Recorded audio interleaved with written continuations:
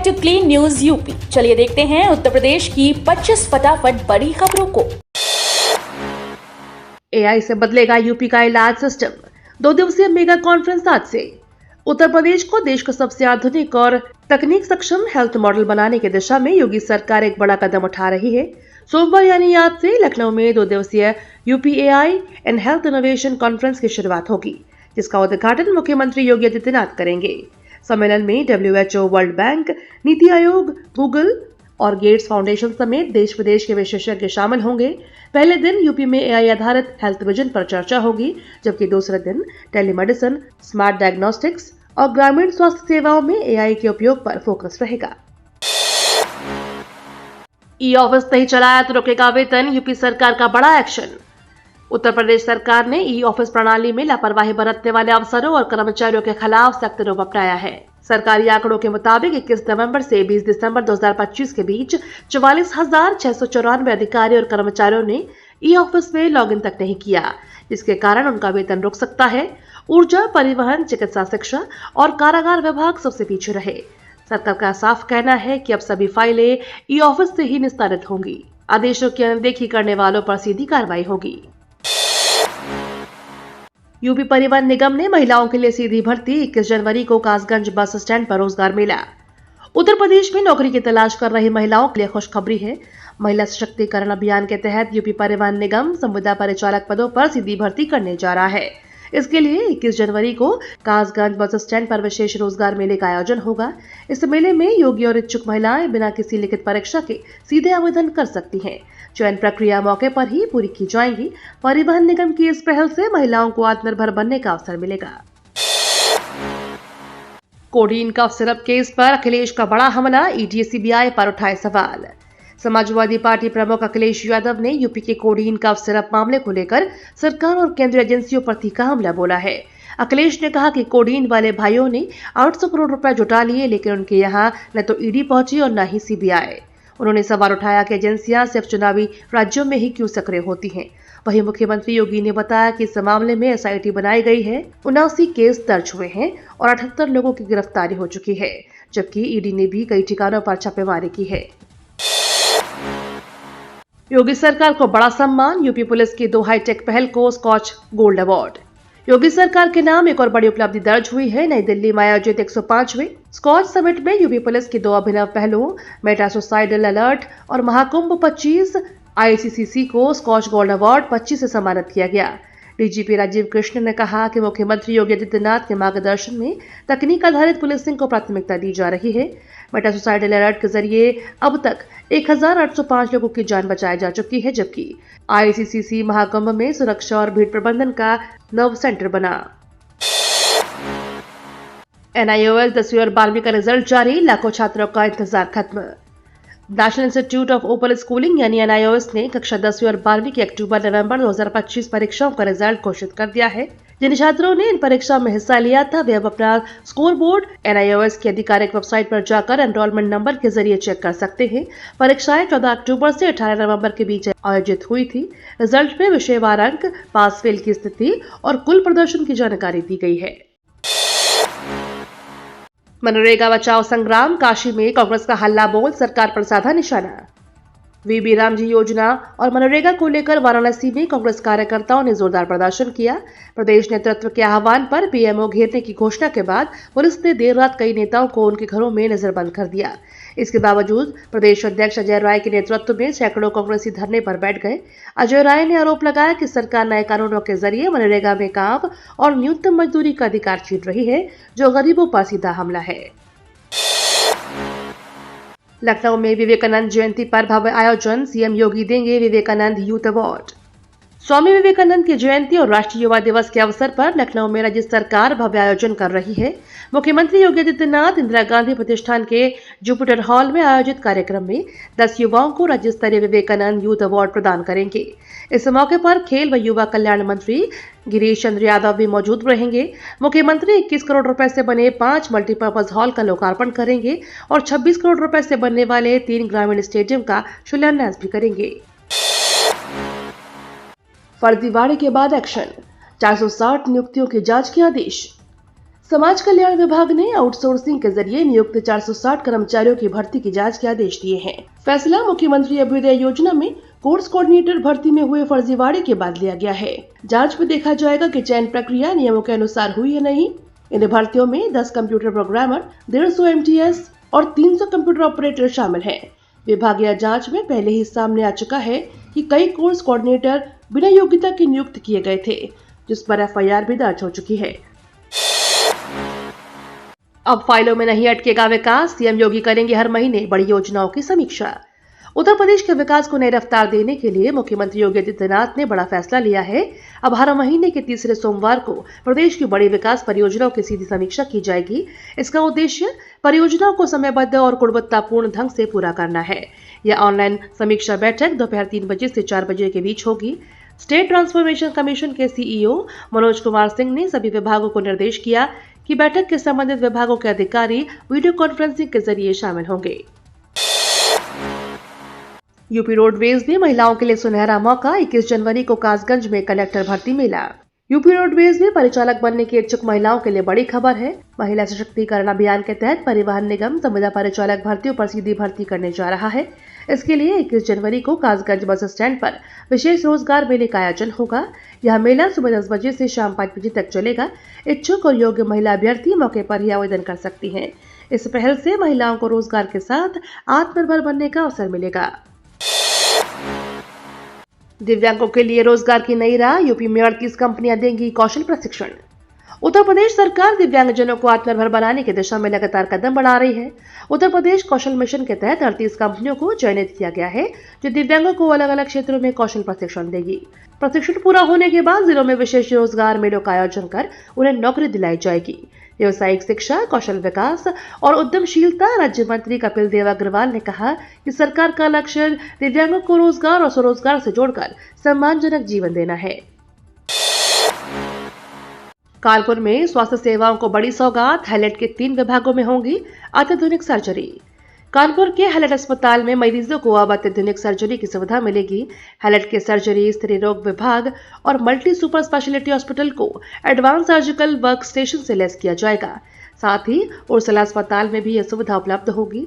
इससे मरीजों को PGI और लोहिया संस्थान जैसी आधुनिक सर्जरी अपने शहर में ही मिल सकेगी।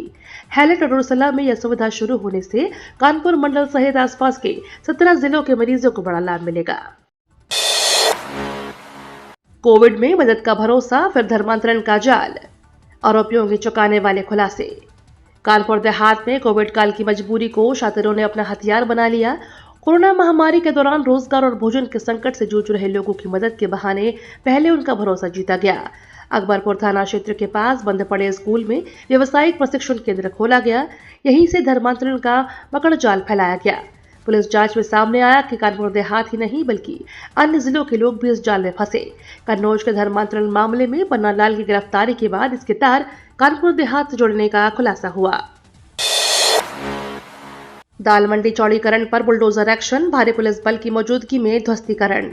वाराणसी में दाल मंडी चौड़ीकरण योजना के तहत प्रशासन का सख्त एक्शन जारी है।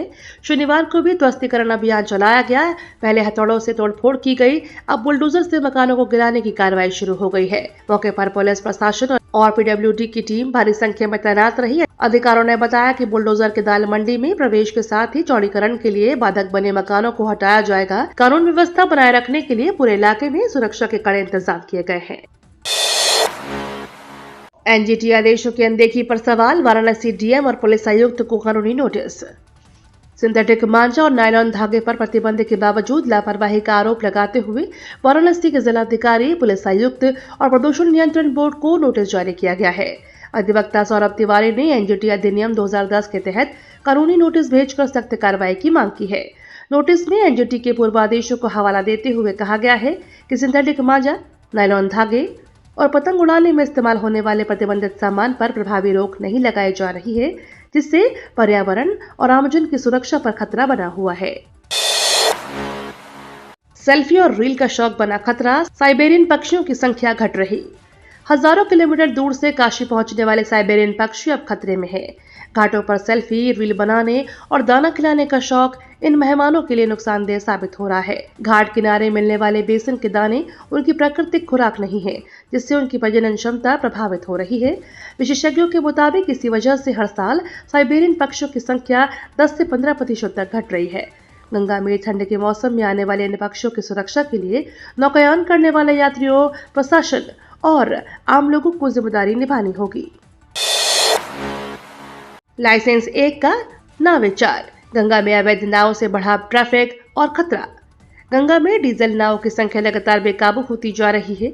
एक साल में इनकी संख्या बढ़कर करीब 1500 हो गई है, जबकि नियंत्रण के ठोस इंतजाम नहीं है। हालात यह है कि एक नाव के लाइसेंस में 4-4 नावें चलाई जा रही है। इससे गंगा में प्रदूषण के साथ अनावश्यक ट्रैफिक भी बढ़ रहा है। अवैध नावों के कारण आए दिन मारपीट और छोटी घटनाएं सामने आ रही हैं, जो किसी बड़े हादसे में बदल सकती हैं। नगर निगम ने केवल 1217 नावों को लाइसेंस दिया है, जबकि करीब 3000 नावें गंगा में संचालित हो रही है। 100 करोड़ की जीएसटी चोरी का खुलासा, गिरोह में सीजीएसटी का इंस्पेक्टर भी आरोपी। उत्तर प्रदेश में 100 करोड़ रुपए की जीएसटी चोरी के मामले में बड़ा खुलासा हुआ है। इस हाई प्रोफाइल गिरोह में सेंट्रल जीएसटी का एक इंस्पेक्टर भी शामिल पाया गया है, जिसकी तैनाती दिल्ली में है। गाजियाबाद में दर्ज एफआईआर में अब इंस्पेक्टर को भी आरोपी बनाया गया है और एसटीएफ उसकी तलाश कर रही है। इससे पहले एसटीएफ ने स्क्रैप कारोबारी हरदीप सिंह और प्रिंस समेत 4 आरोपियों को गिरफ्तार किया था। आरोप है कि बोगस फर्में और फर्जी ईबे बिल और इनवॉइस के जरिए करीब 100 करोड़ रुपए की कर चोरी की गई। गाजियाबाद के कबीरनगर थाने में मामला दर्ज है और एसटीएफ लखनऊ टीम जांच में जुटी हुई है। वाराणसी के स्कूल कॉलेजों में शुरू हो सकती है तमिल कक्षाएं, छात्रों को मिलेगा नई भाषा सीखने का मौका। वाराणसी के स्कूल और कॉलेज में अब छात्रों को तमिल भाषा सीखने का मौका दे सकते हैं। अधिकारियों के अनुसार सांस्कृतिक और भाषाई आदान प्रदान को बढ़ावा देने के उद्देश्य से नियमित तमिल कक्षाओं पर विचार चल रहा है। इससे छात्र दक्षिण भारतीय संस्कृति और भाषा को बेहतर समझ पाएंगे। यह पहल प्रधानमंत्री नरेंद्र मोदी के काशी तमिल संगमम के विजन के अनुरूप है। प्रधानमंत्री ने अपने रेडियो कार्यक्रम मन की बात में गवर्नमेंट क्वींस कॉलेज की छात्रा पायल पटेल का उदाहरण देते हुए इस दिशा में प्रोत्साहन दिया। लखनऊ में बिजली व्यवस्था सुधारने की तैयारी, 28 नए बिजली घर होंगे तैयार। लखनऊ में 10 लाख लोगों की बिजली व्यवस्था को बेहतर बनाने के लिए 28 नए 33/11 केवी बिजली घर बनाए जाने का प्रस्ताव है। केंद्र सरकार की आर्थिक मदद से इस परियोजना पर 250 करोड़ रुपए खर्च होंगे। अमौसी, लखनऊ मध्य, जानकीपुरम और गौतमी नगर जोन के बिजली घरों के अलग अलग ब्लूप्रिंट तैयार किए गए हैं और प्रस्ताव केंद्र को भेजा जा रहा है। जानकीपुरम जोन के मुख्य अभियंता वीपी सिंह ने बताया कि यदि 6 बिजली घर 2 साल के भीतर नहीं बनते हैं तो उपभोक्ताओं को बिजली संकट का सामना करना पड़ सकता है। फरवरी में गंगा एक्सप्रेसवे शुरू, बदायूं को मिले 3 इंटरचेंज। मेरठ से प्रयागराज तक 594 किलोमीटर लंबा गंगा एक्सप्रेसवे अब अंतिम चरण में है। फरवरी में इसके शुभारंभ की संभावना है। शुरू होने के बाद एक्सप्रेसवे पश्चिमी यूपी से मध्य यूपी तक आवागमन की तस्वीर बदल देगा। अब मेरठ से प्रयागराज का सफर केवल 6 घंटे में पूरा किया जा सकेगा, जबकि पहले 10 से 12 घंटे लगते थे। बदायूं के लोगों के लिए भी राहत की खबर है, क्योंकि उन्हें मेरठ, प्रयागराज और लखनऊ का सफर आसान और तेज होने वाला है। बरेली कासगंज इंटरसिटी एक्सप्रेस का संचालन गड़बड़, यात्रियों को झेलनी पड़ रही देरी। बरेली और दिल्ली के बीच चलने वाली 14315, 14316 इंटरसिटी एक्सप्रेस को कासगंज तक बढ़ा दिया गया है, लेकिन कासगंज से बदायूं होते हुए बरेली और दिल्ली के लिए गाड़ी की नियमित तारीख अभी तय नहीं हो सकी है। ट्रेन समय पर न चल पाने के कारण रविवार को भी इसे 1 घंटे 40 मिनट की देरी हुई।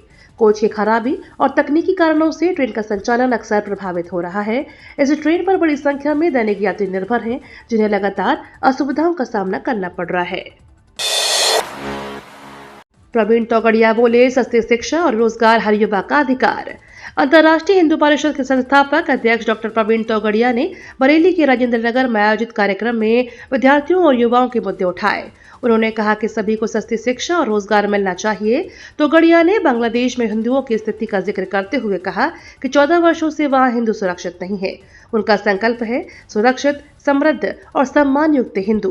कार्यक्रम में उन्होंने शिक्षा और किसानों के मुद्दों पर भी जोर दिया और युवाओं को रोजगार सुनिश्चित करने का नारा दिया। अयोध्या की कीमती जमीन पर डीएम के रवैये से हाईकोर्ट नाराज, लगाया जुर्माना।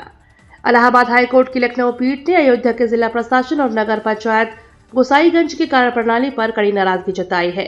आदेशों की अवहेलना और चलता रवैया के लिए जिलाधिकारी अयोध्या पर 7700 रुपए और नगर पंचायत गोसाईगंज पर 5500 रुपए का आर्थिक दंड लगाया गया। यह फैसला न्यायमूर्ति राजन रॉय और न्यायमूर्ति ए.के. चौधरी की खंडपीठ ने जनहित याचिका पर सुनवाई के दौरान दिया। मामला गोसाईगंज नगर पंचायत की एक बेशकीमती जमीन से जुड़ा है। यूपी के हर जिले के चुनाव अफसर अब सोशल मीडिया पर, शिकायत होगी तुरंत दर्ज। उत्तर प्रदेश में मतदाताओं के लिए निर्वाचन आयोग ने एक बड़ी डिजिटल पहल की है। सीईओ उत्तर प्रदेश ने सभी जिलों के जिला निर्वाचन अधिकारियों यानी डीईओ के आधिकारिक एक्स हैंडल की सूची जारी कर दी है।